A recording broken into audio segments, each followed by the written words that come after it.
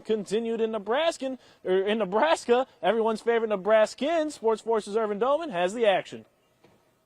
NSAA Boys State Basketball is about to get underway here for day 2, the last day of quarterfinals. We have 2 Siouxland teams in action, one of which being the Pirates of Plainview. As a 6th seed in D1, they would take the floor against 3rd-seeded Ansley Litchfield.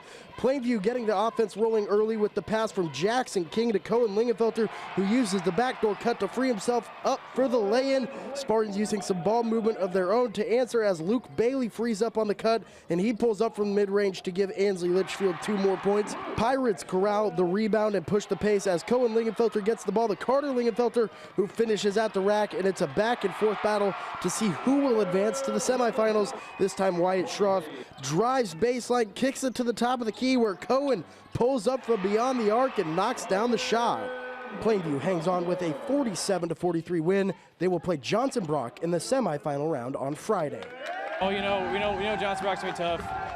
We got to bring everything we got because we know there's no going back. We haven't been good in a long time. This year, we put in more pressure, more intensity, and it's just translated through everybody.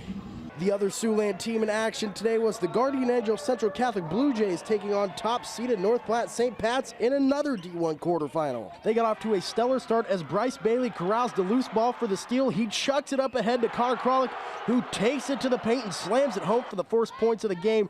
Gack back on the attack. This time Kralik drives, spins, and shoots the mid-range shot, and he buries it. Tied up at 40 with seconds to go. Miles Dinsloggy gets the shot of his life to follow as the buzzer sounds, and Gack upsets the 1 seed 42-40 and dances into the semifinal round. And we decided to go to me, and I didn't have a good lane, but I turned around and hit it, and it's a great job by my teammates to set me up and get me to that position. We knew we were just as good.